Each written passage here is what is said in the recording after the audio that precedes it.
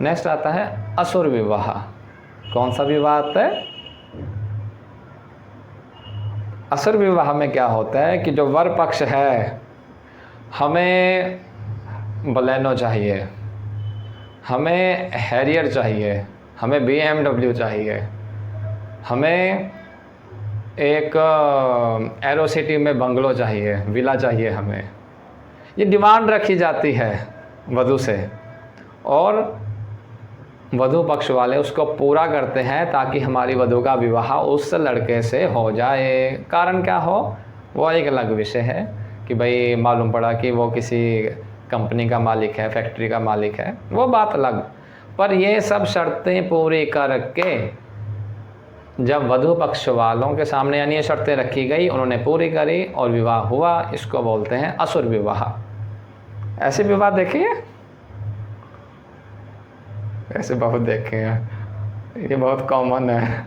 But ये हमारे जो आप यानी अप्रिशिएट करोगे कि यदि हम वैदिक लिटरेचर को फॉलो करें तो उसमें ये निम्न कैटेगरी के विवाह आ गए, यानी कि इनका तो अप्रूवल ही नहीं है।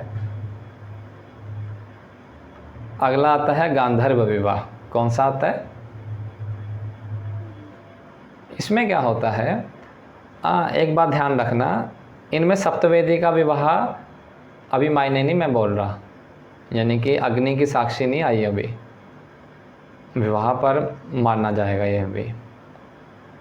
अगला आता है गांधर्व विवाह। गांधर्व विवाह में क्या होता है, आप जवान हुए, आपके हार्मोन्स बहुत प्रबल हुए, आपको जो भी आपका ऑपोजिट जेंडर है उसके साथ एक सेंसुअल अट्रैक्शन हुई, टाइम में बोल सकते हो कि लिव इन रिलेशंस जो होते हैं।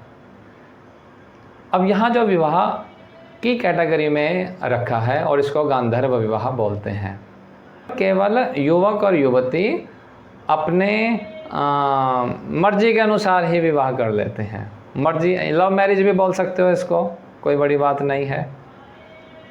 ऐसे विवाह देखे हैं,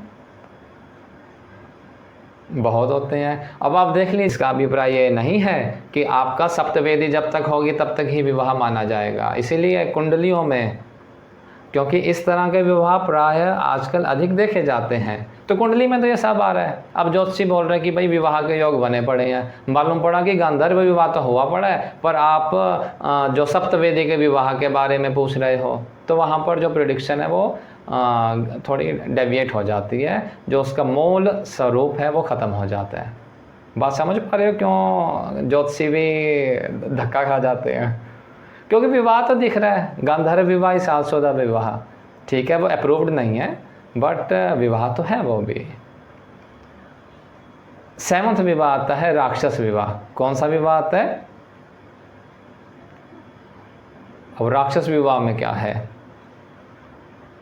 ये आपने देखा होगा, पुराने लोग युद्ध करते थे, युद्ध करके जिस यानी कंट्री के ऊपर या शहर के ऊपर या कस्बे के ऊपर युद्ध चढ़ाई करी, वहाँ के राजा को मार दिया। अब जब राजा को मारा, जो रानी वहाँ पर बैठी हुई है वो बेचारी क्या करेगी, तो उसको बोलते थे भाई आजा तू अब मेरी रानी बन जा।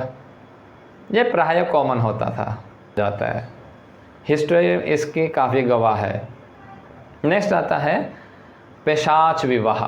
कौन सा विवाह? पिशाच विवाह। इस विवाह में क्या होता है कि आपने एक्सप्लॉइट करा लड़की को, या लड़की एक्सप्लॉइट हुई, बलात्कार हो सकता है या कुछ भी हो सकता है XYZ, उसके बाद आपने उससे विवाह कर लिया, तो इसको पिशाच विवाह बोलना जाता है।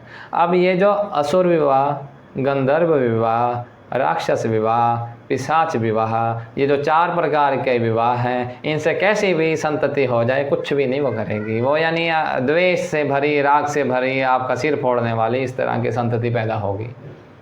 तो यदि इस तरह की संतति आ रही है तो पहले अपने विवाह को देखना, वो विवाह किस कैटेगरी में है, जो पहला स्टेप चेक करिएगा, तब आप आगे जो आपकी संतति हो, जो आपकी यानी औलाद हो, उसके ऊपर प्रश्न कीजिएगा। समझने की बात है ये चीज़। अब इसमें ना एक बड़ी अच्छी चीज़ है, आपने डाइवोर्स सुना है? एक अक्षर होता है डाइवोर्स। वो चल रहे हैं आजकल, काफ़ी डाइवोर्स चल रहे हैं, पर हिंदू माइथोलॉजी में डाइवोर्स का कोई भी हमने यानी वो डिक्शनरी में रखा ही नहीं डाइवोर्स। अब आप पूछोगे ऐसा क्यों? उसका कारण ये, आपका वागदान और आप असुर, पिशाच, गंधर्व, राक्षस, इन चारों विवाह यानी ये चारों आपके साथ हो चुके हैं मान लीजिए। मेनली इसमें जो लड़की है उसका अधिक पक्ष रखा गया है, लड़की को अधिक स्वतंत्रता दी गई है कि इसके बाद सप्तवेदी का आपको वह अग्नि के साक्षी में विवाह तो करना पड़ेगा अप्रूवल लेने के लिए सोसाइटी का। बट यदि वो सप्तवेदी का विवाह, वह सप्तवेदी का संस्कार आपका यदि नहीं हुआ है, बात समझना, ये चार तरह के विवाह तो हो गए, बट सप्तवेदी का विवाह, सप्तवेदी संस्कार नहीं हुआ है, तो भी जो वधू है उसके पास पूरी स्वतंत्रता है कि उस वर को छोड़ करके वो किसी और वर से विवाह कर सकती है।